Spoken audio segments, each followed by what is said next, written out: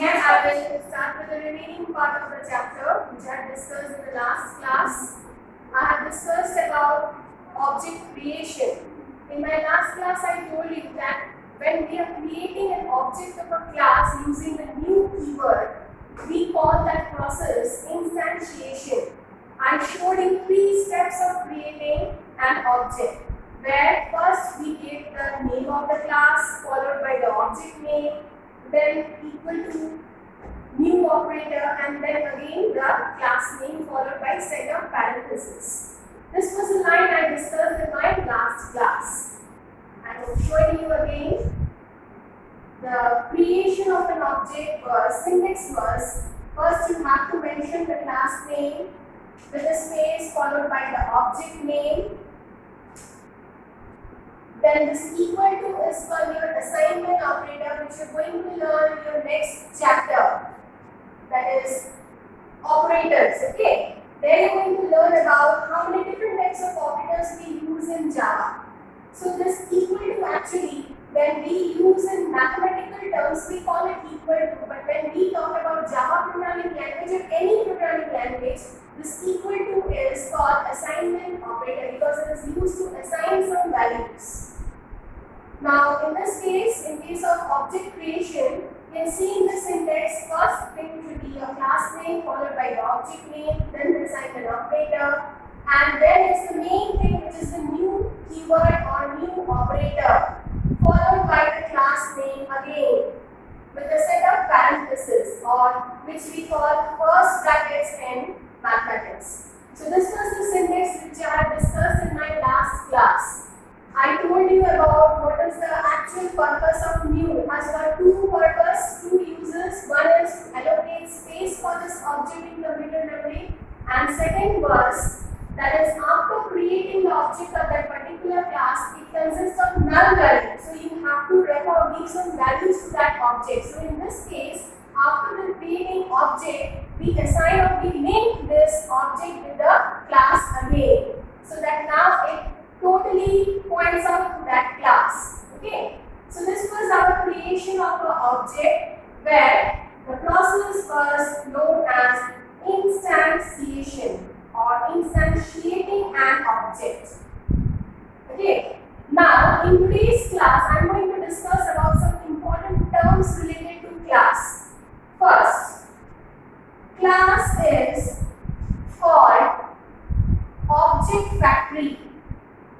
Why? When we talk about this term factory, we know that it's a place where huge amount of production is done of different things. That means many things are there where the production is done in that particular place, which is called factory. So my class is called a factory. Before starting or before telling why class is called object factory, I would like to say that in the last class also I told you that class is nothing but a blueprint. When we construct any building, before constructing any building, we map out a design or a plan. Based on that plan or design, we can build many houses or many buildings. So in a similar way, class is also a template or a blueprint, and based on that template or blueprint, you can create numerous objects. So just because class is a production house for object, that's why class is called object factory, because it produces a large number of objects within it with same characteristics, with same behaviors. So this was our first term which we generally use with a class. A class is called object factory. Second is class as a user-defined data type. Why class is called a user-defined data type?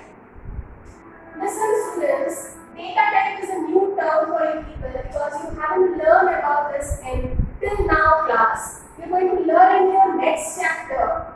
So I just want to give a brief description about data types. So data types actually in any programming language, not only in Java, in any programming language, data type means the type of data you're going to work with. In Java, or rather I can say in any programming languages, there are 2 kinds of data type. One is your primitive, that means these are already inbuilt, already defined by the system, where you can use those second part of the data type is your user-defined. From the word itself, you can understand user-defined means the one data type which is created by the user itself. So similarly, here class is a user-defined data type because in this case also we are creating class. We are defining the class, we are giving a name to the class, and within the class we are defining characteristics, behaviors of that class.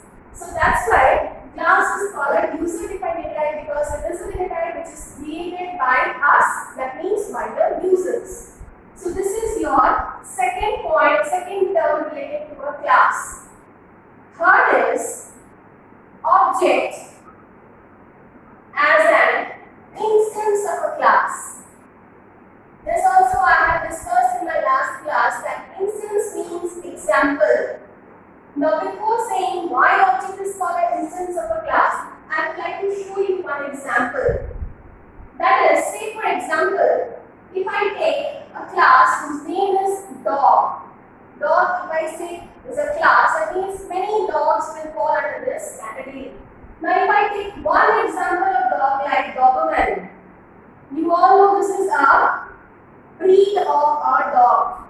That means this is an example of a dog category, or you can say in software terms that dog is a class, collection of dogs, different kinds of breeds of dogs, and one such breed is your Doberman, where I am particularly naming that breed. So you can see this, if this is a class, then an example of that class will be treated as object. Now you can make out what I am actually trying to say is that if you create a class and if you pick up any one example of that class, may it be dog class, may it be any real world or software class. So in that case, just because object is an example of a class, so we call it as an instance of a class. So these are the three important terms which we generally talk about a class. And there is one more point, that is your classes usually called as a composite data type also. Now we have learned about primitive types, that means those types which are already built in Java system. User-defined data type which are defined by the user itself. Now what is this composite data type then? This composite data type is which consists of different kinds of primitive data types. And why class is called a composite data type? Because when we define a class or create a class, we usually include many data types into it. Many primitive data types are there in the class. So that's why class is called a composite data type. So these are the terms which we generally learn about or see. Usually it is used with the class word. First is your classical object factory. Class is used or defined as a user-defined data type. Object can be treated as or called as an instance of a class. And fourth is class can also be called as a composite data type. So these are the four basic points or basic terms which we really use with the class and objects. Okay. So this was our second chapter. Now students, today I am going to start with your third chapter.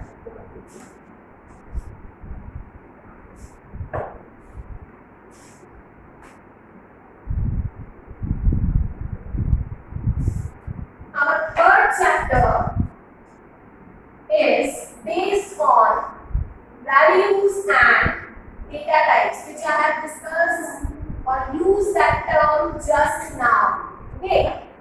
Now, before going to data types, we all know that Java is a programming language, and any language, maybe programming or maybe the normal language which we use while talking, each and every language is made up of characters. That means set of letters, set of digits, or any kind of symbols.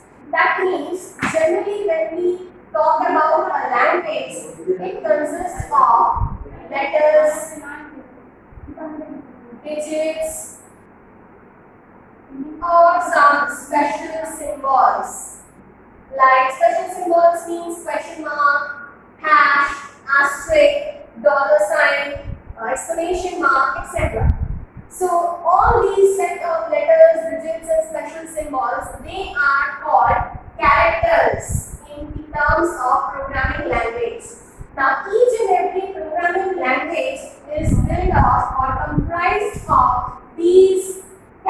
characters. So Java is also one such programming language where you get to see different kinds of characters, where you get to see different kinds of letters, different kinds of digits, and different kinds of special characters. Okay. Now, earlier when computer was developed, and that time the programming languages used character code. Character code means, say for example, if you have pressed a character from the keyboard, this A character is known to you that it is a capital letter A. We all know that. But the machine doesn't understand it.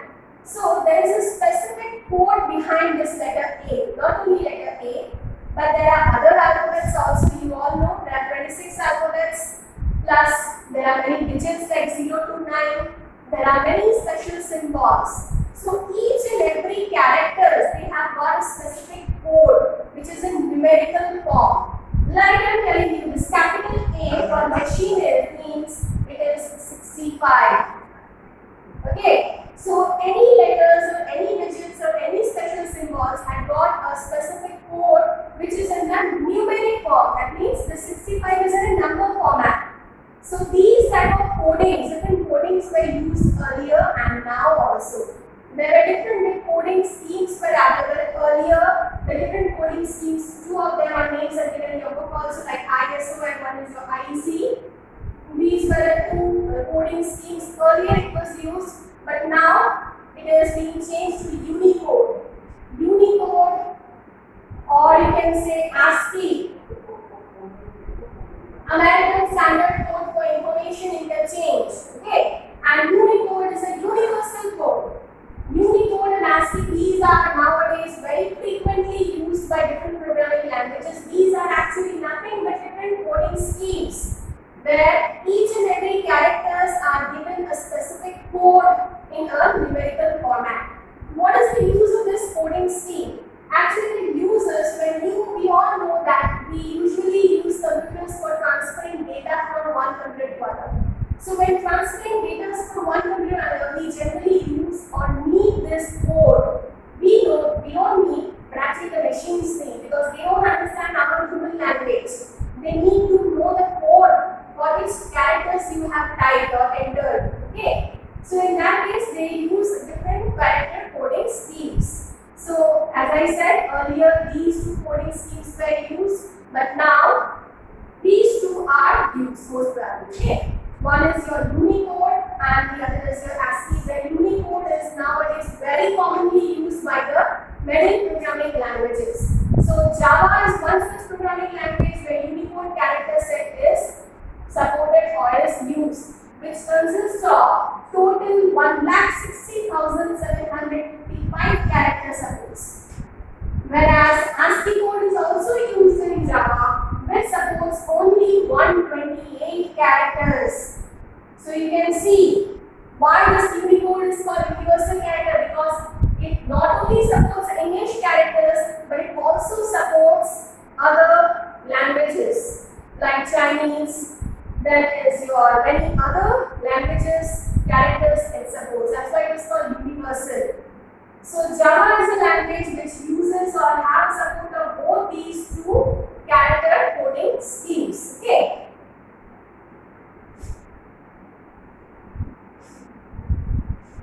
Now, next is our values. Values, or we can say datas, which I have discussed in our last classes also. Many times I said that when a class consists of datas, that means some values with which you are going to work in that particular class.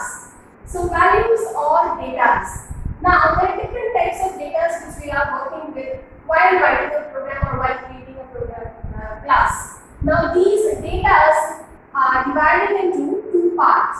One is the class, these datas are divided into two parts, that is your constant and second one is your variables. These are two different kinds of datas. Constant, from the word itself, we know what generally constant means is fixed.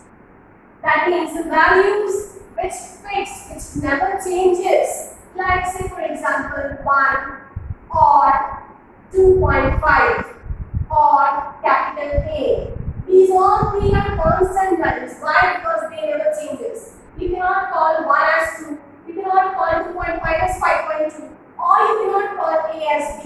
They have got their some values, they have got their existence. Okay, so you cannot change them. So those values which remains fixed, which never changes, are called constants. Whereas variables come from the word vary. Vary means changing. That means if constant is fixed, that means variables is constantly changing. So the changing data, so the changing values are called variables, which never remain fixed. Like if I say let x equals to 1. This is a statement where x is a variable and 1 is a constant. What does this mean? The statement means is x value is 1. So if I can keep x value as 1, others can, normally they can store any other different values in x. So that means what? X never remains fixed. Keep on changing its values. Sometimes I am keeping it 1, sometimes I am storing it 7, sometimes I am storing it 200. So different values, but the variable is same. So this can be an example of a variable where the data that is storing the values keeps on changing. So such types of data where the values always changes and never remains fixed is called variables. So you can see, students, that data or the values with which you are going to work in Java programming is of two parts. One is your constant, the other is your variables. Constant means those values which always remains fixed, and variables are those values which never remains fixed. Okay. Now, constant in terms of Java is also known as literals. Literals, whereas variables, the other name for variables are identifiers. And why these names identifiers, I also I'll tell you afterwards. But before that, I would like to say one thing. That is, in Java, each and every part of your statement, each and every part of the coding which you are writing in Java language is called tokens. Each and every individual unit of a Java program is called tokens, which is classified into many categories, starting from literals, identifiers, operators, then is your separators, then is your punctuators. Okay, so these are the different tokens, and one is, I need to know, that is your guess. Very important, that is your keywords. Okay, keywords, or you can say reserved words. I have already discussed in my first class that keywords are reserved words which are used purposely. Without any reason or without any purpose, you cannot use those words which are specifically meant for that purpose only. So that's why they are called keywords or reserved words. So all these together, they make up a token. Again I repeat, token is the smallest individual unit of a Java program which is divided into these categories. First is the literals, which I just now told that these are the constant data. Second is your identifiers, which are called variables, but the values always changes. Operators mean special symbols which we use in our Java program for any kind of function like calculations or any logical functions. Then is your separators, different types of symbols like comma, brackets, these are used for separation, so those are called separators. Punctuators, where semicolon, colon, these are different punctuators used. Okay, question mark, these are different punctuators, and keywords, as I said just now, that these are the reserved words which we use purposely. So these all together make up a token in Java programming. Okay. Now, so first we will start with literals. literals, you can see in your book. Again, it's classified into many parts. Integer because constant, that means the data which never changes, can be of any type. Just now as I showed you that if I write 1 or 2.5 or simply one letter or alphabet, these you can see from these examples that these are different types of literals or constant. So that's why literal is classified into integer literal, real literal, then is your character literal, string literal, boolean literal, and last of all is your null literal. Integer literals are those data or those literals which have got or which are represented as whole numbers. Okay. So students, please go through this literal part. In the remaining